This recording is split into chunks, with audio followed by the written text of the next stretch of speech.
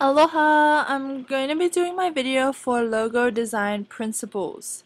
So what I'm going to be talking about is I'm going to be talking about things, some principles that you need to be thinking about when you're going to create your own logo. So these some things that you need to, some guidelines you need to follow and some steps you need to take in order to create a successful logo. Okay, so next.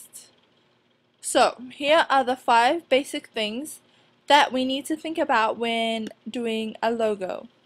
So, first, we need to prepare. We need to have adequate preparation for the logo that we're going to be doing. So, this includes researching and receiving inspiration from this research.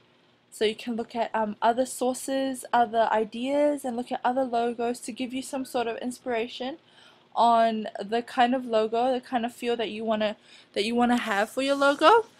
You can brainstorm those ideas, and then you can do a rough sketch. So the next artboard. So these are the things that I just said just before.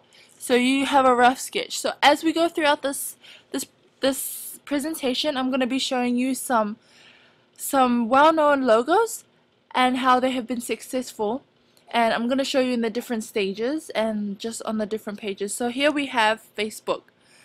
This is in the sketch stage. Here we have Pepsi, Firefox, and Mini. So a lot of the logos that we have in the world today have gone through this step. You have to research on the most appropriate colors, the most appropriate shapes, designs that they're going to use. They would have had input from a lot of different places, and this is where they brainstormed it, and then they have to do a rough sketch of approximately what they want and what will fit their business or whatever they need to, what their goal to have it look like is.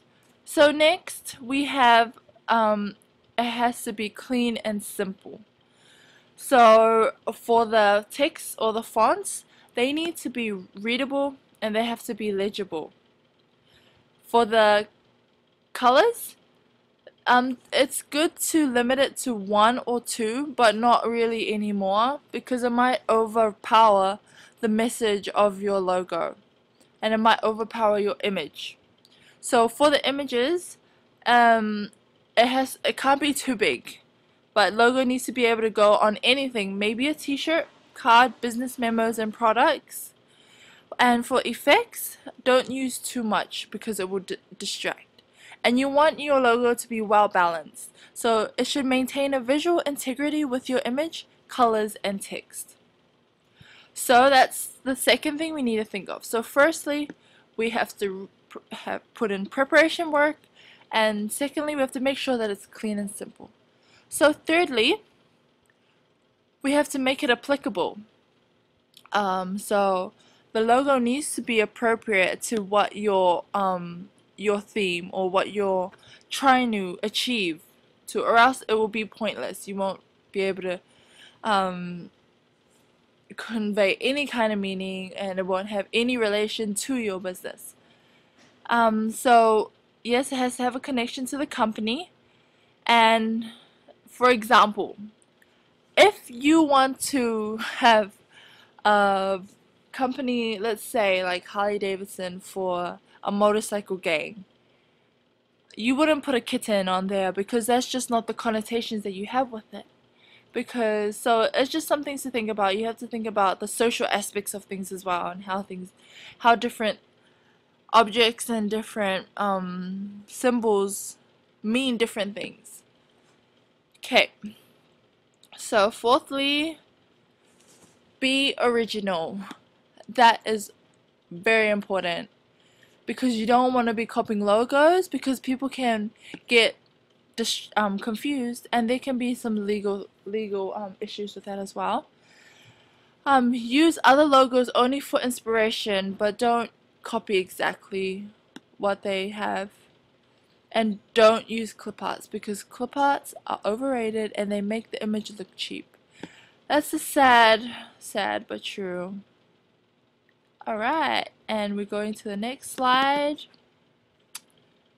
1 second. Alright, now lastly, be creative. Think outside the box. Use innovation as an asset. Be daring, but don't be overbearing. So these are things, take them all into consideration. Prepare well. Make sure it's clean and simple. Make it applicable. Be original. And be creative. And lastly, the quote I wanted to leave with is, imagination is more important than knowledge. This is Albert Einstein, one of the greatest scientists of our time.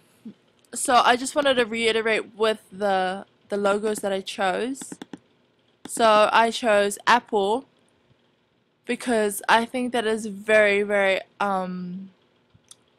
it has made the company very successful, this Apple logo. And every time someone sees this logo, they automatically think Apple, and they know that it's the leading producer of technological computer accessories and that kind of thing. EcoHouse, ecological minded company, they have chosen a little house, but it's a green leaf. So a lot of connotations that come with leaves is the eco-friendly nature. So this is a really good example.